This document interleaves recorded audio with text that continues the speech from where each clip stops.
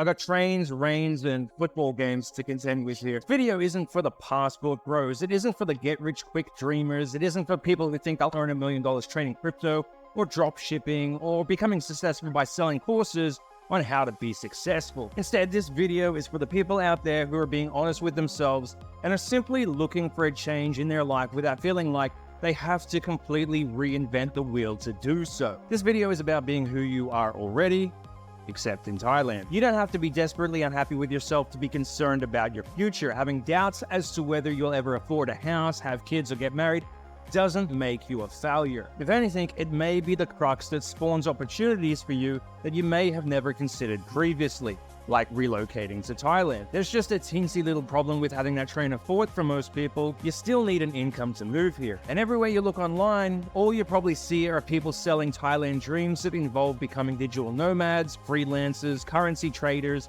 online salesmen, SEO workers, YouTubers, social media influencers, or Amazon store owners. And if you're anything like me, you may not have the faintest clue as to what any of these jobs even mean. I've spent the last 20 years working accounting, logistics, supply chain production, and strategic operations for corporations. I know things like P&L, S&OP, PSI, ERP, SAP, BPC, ISO. I don't know anything about starting my own business, finding clients, trading meme coins, or foreign bloody currencies. And if you asked me to move here 10 years ago and earn an income trying to do any of these things, I'd probably be like 95% of people who do actually try coming over here to do it. I'd have returned home in under 12 months. Not because I'm an idiot, that's debatable, but because I would be pretending to myself that the only key to success is mindset, rather than, everything else it requires, like expertise, time, focus, and luck. And I'm gonna be brutally honest here. I can count the amount of times I've met a painter, a mechanic, a truck driver, a carpenter, holidaying in Thailand who's asked me to help them find a job. Yet every time I've met someone with 5 to 10 years experience in, say, accounting, IT, logistics, finance, R&D, or marketing, they've never once asked for help, because they're always going to move here and become the next Elon Musk, the next Jack Dorsey, the next Dan Bilzerian, or Mr. Beast. You know how many of these people are still here?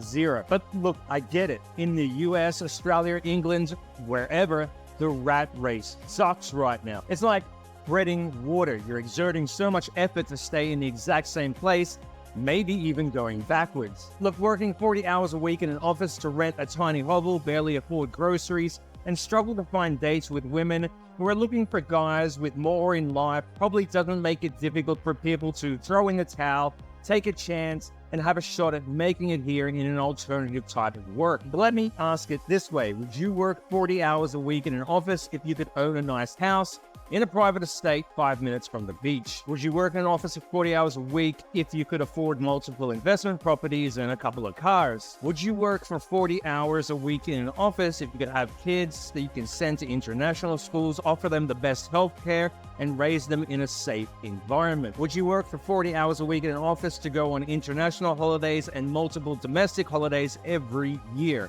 Or eat out every single day, put away thousands of dollars each month for your retirement, and not worry about bills, groceries, things breaking down, or splurging on things for yourself here and there? And how did I forget this?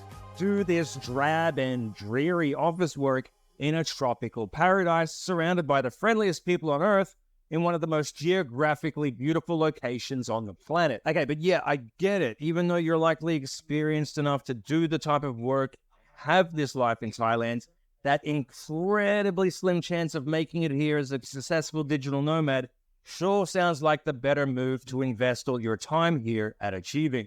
Maybe not. Confirmation bias is a hell of a thing, and it's something that helps lead a lot of foreigners to look at Thailand and believe their only option towards success in moving here is by taking up these digital nomad or entrepreneurship ideals. Ask your typical expat in Thailand and they'll tell you it's impossible to get a good office job here. They'll spout the law at you. Foreigners can't do jobs a Thai can. They'll tell you that they once did it and the pay was horrible. They'll talk about long hours, low morale, and horrible work cultures. They'll make you give up before you've even considered trying. Yeah, 30, 20, and maybe even 10 years ago, finding good paying corporate work in Thailand It wasn't easy. You had to be lucky, get a transfer, or have good connections, but that simply isn't the case today for the educated and the experienced. And the reason for that is the complacency that I was talking about earlier. A lot of corporations who opened branches here in the last 20 or 30 years did so under the belief that they could train local staff to develop a completely new style of thinking, one that matched their business needs and cultural beliefs. But as the years have progressed, companies here are realizing two very sobering truths. Number one, that people don't want to change, and two, Thais who have the attributes they seek often want to leave the country and develop themselves outside of the restrictions a collectivist culture imposes on them. So despite the country being filled with technically skilled uni graduate employees, a lot of companies are classing Thailand as suffering from a brain drain in key skill sets that businesses require. And while companies in the West are importing the highly technically skilled foreign workers who fill the gap their country's education systems aren't creating, countries in Asia are beginning to focus on diversity too. Not because of DEI or HR mandates, because they need to increase the critical thinking skill sets that are not being produced enough under their education systems. Let me explain.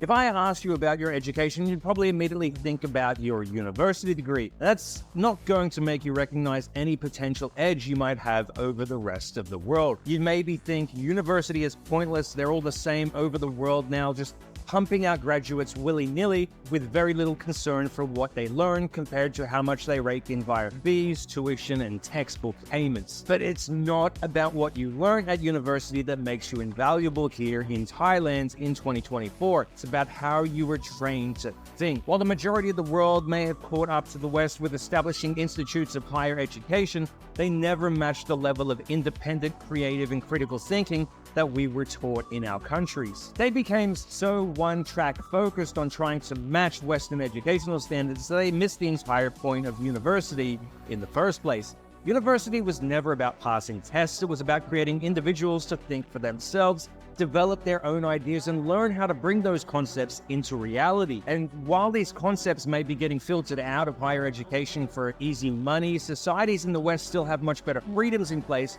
to allow them to proliferate. Meanwhile, places in Thailand became so invested in offering the same education standards as us, they did everything they could to make uni solely about passing students, rather than implementing the critical thinking aspect. They built rote learning structures into their education system and taught their students how to memorize information temporarily, follow rules, and fear abstract thought that may affect their chances for passing exams. Do you remember the urban legend of the philosophy student who was failing school and needed a perfect score on their final exam to graduate? When they sat down for the test, they were faced with a single word question they had to write an entire essay on. Why? And as the students sat at their desk watching the other students compiling pages and pages on all the theories that they'd spent years learning in class to prove their understanding of philosophy, the student instead wrote only 2 words on his paper and handed it in. And those 2 words that garnered him the perfect score he needed, why not? That story, whether true or not, has lasted for decades now, not because it points out the absurdity of grading philosophy, but because it reveals a fundamental truth about life. Sometimes doing what you've been told is wrong for years and years and years is exactly what is needed at the time to be right. Now, to a lot of us Westerners, this concept of breaking boundaries, taboos, and rules, it doesn't seem that wild. After all, we were raised in individualist societies where creativity and independence are considered admirable traits. But a large portion of the rest of the world live in collectivist societies where they're taught that the group is more important than the individual. Fitting in is a necessity and hierarchy has to be adhered to. For example, if a teacher in Australia tells you 1 + 1 = 3, the entire class wouldn't have a problem with calling them out as a fucking idiot. But if a teacher in Thailand says that 1 + 1 = 3, the entire class will likely keep quiet. Because disrespecting the teacher's established hierarchical authority by correcting them is considered more offensive to social standards here than teaching inaccurate information. Now, this is probably also a good time to discern the difference between critical thinking and intelligence, because the previous example doesn't even slightly mean that Thais came out of school not knowing that 1 + 1 = 2. I mean, Christ, the level of maths they teach here in primary school is probably the equivalent to grade 10 in Australia. But in collectivist cultures, especially with the added nationalism Thailand instills into its education system, it means people here grow up either accepting information from sources of authority as absolute,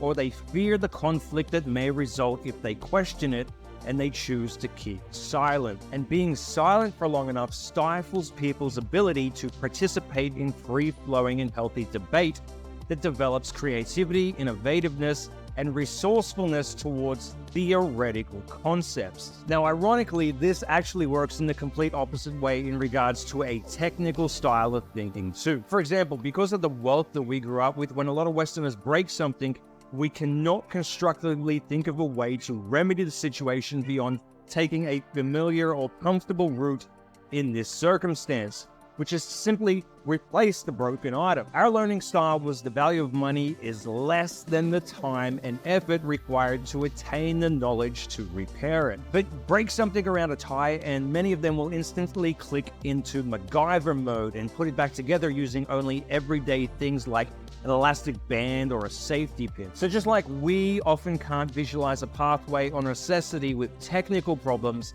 they also often can't see a pathway or necessity to questioning theoretical concepts beyond their familiarity or comfort. Because their learning style was the value of the theoretics is less than the financial security attaining a higher education provides them. If you want to put this into practice, the next time you're in Thailand and experience someone saying you think too much when discussing something theoretical, say the same thing to them when they provide a solution to something practical you would have never even considered. Their face will likely express the same, "Are you really that fucking ignorant?" look that you likely gave off to them when they said it to you previously. So there's definitely a fair share of irony in some Westerners promoting the idea that our education systems promote superior intelligence due to fostering critical thinking, while also themselves lacking the critical thinking to realize one particular style of trained learning isn't superior to the other. Think about it like saying Steve Jobs is more intelligent than the scientists